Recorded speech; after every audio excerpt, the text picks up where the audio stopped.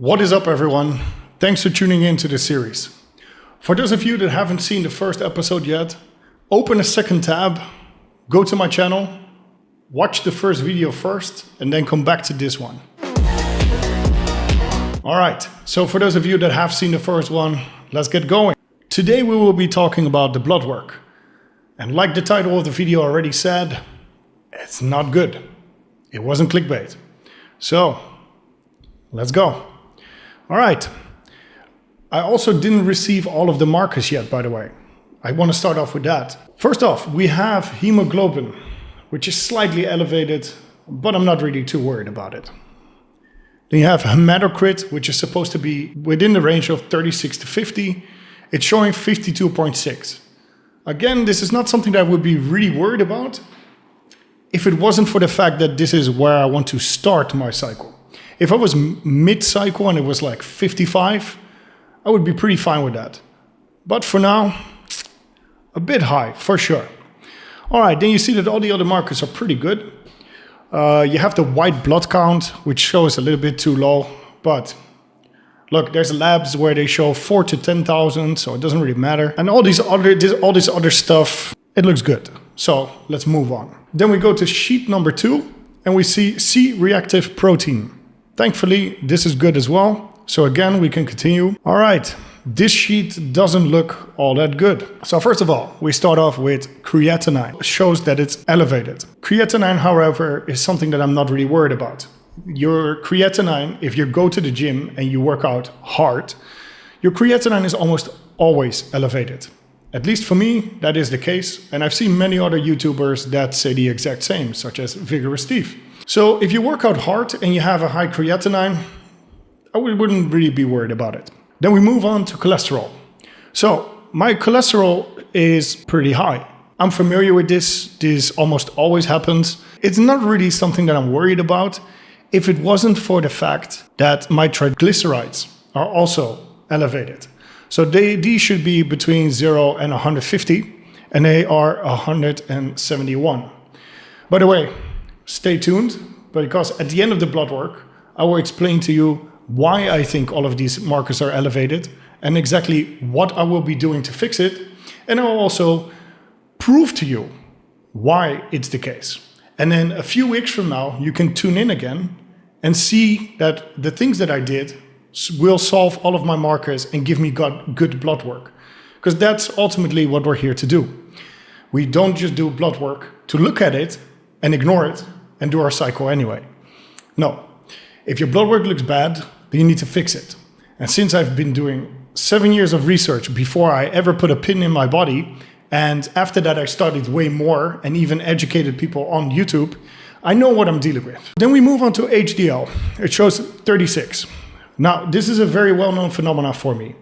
Even when I was natural, because I have blood work that dates all the way back to 2019. Those of you that watched me in the beginning of YouTube know this, because I used to show the sheet quite often during my videos. Even when I was a natural, my HDL would always be between 29 and 34. So this is actually a PR for me, as funny as that might sound, because it's still not in the range. Anyway, we move on. LDL direct, 158. Now, this is a bad one. This is something that I have seen before, but again, I will explain everything in a bit. Let's just continue. So then we have AST. AST is within the range, but it's at the upper end of the range. Then we have ALT. ALT shows a little bit outside the range. So these are liver values, for those of you that don't know. Is this something I'm worried about? No. But stay with me, because in the following sheet, you will see why. Then it shows GFR. It shows 59.4. That's well below 90. In previous videos, I've explained why GFR is not a reliable marker for people that go to the gym and consume a lot of protein and a bunch of other factors. It's too much to summarize right now. As of now, I'm waiting for my cystatin C markers. These markers take longer to process in the lab. Once I will receive those, I will cover them in the next episode. And I'm sure they will be fine, because they always are. And those are way more reliable for people that are into fitness. For more information, I will link a video in which I go over this in length. Then we have HbA1c. Looks good. Ferritin. totally fine. Serum iron, so your iron, it's elevated. However, I'm taking an iron supplement. I'll simply cut that out and then everything should be fine. Continuing to the next sheet. It shows prolactin at 20.7 and then it shows a reference range of 5 to 35. However, this is a female range. The male range is up to 20, so mine is slightly out of range. Again, I'll explain this later. Estradiol, 59. Makes sense because I'm on 225 milligrams of testosterone right now, so my testosterone should be around 2500. As I said in the previous episode, I did not get my testosterone checked this time because I've done so many testosterone checks on so many different doses. I know exactly where it's at. Next sheet, calcium, totally fine. Magnesium, also within range. Then we move on to GGT. On your screen, you can see that GGT is within range. What is GGT? This is also a liver value. What I usually do is I get my AST, ALT, and GGT tested. If AST or ALT is elevated, but my GGT is not, then I consider it a false positive. Everything is fine. If your GGT is elevated with your AST and your ALT, that's when I start to worry. Well, since that is clearly not the case, I'm good to go. It might sound like I am being very relaxed about bad blood work. And the reason I am relaxed about bad blood work is because most of these markers are only slightly elevated out of range. And I know exactly why. So this is the moment I'll explain you why. The past 2 years, when I wasn't on YouTube, I was actually not having a great time in life. I was really dedicated to my business and to crypto. In 2025, I had to close down my business because my partner was basically scamming me. That's a long story, very short. But with that, a lot of stress came as well, obviously. On top of that, I thought that crypto, this cycle, this year, would basically set me up for life. And I didn't consider any other scenarios. I've been in crypto since 2013. I know what I'm doing most of the time. And I thought that all of this experience would really help me out to secure the bag. That wasn't the case. Since the moment that Trump came into office, I started losing a lot of money, and it's been a very stressful year. Why am I telling you all this? Well, I came back to Thailand 2 months ago. This is what I call my home base. And I decided that I needed to take a break from everything for a while because I was very stressed. So I found a new balance in life in which during the day I would learn, I would go to the gym, I would plan for the future, and then at night I would relax. And this relaxing often came with weed, high THC weed. This is not something I've done before, by the way. But I was smoking 4, sometimes 5 times a week. And some of these strains would only last me like an hour and a half. So then you smoke 3 times in the night. So what I'll be doing is 2 more weeks of cutting.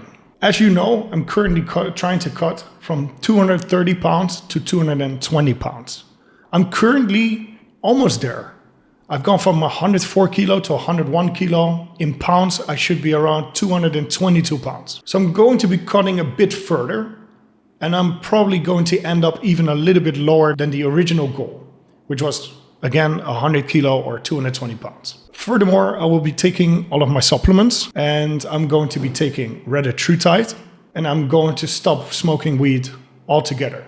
We're done with that. I feel relaxed again. I'm good. I'll prove to you that these blood markers are from weed. For those of you that are not aware of the effects of weed.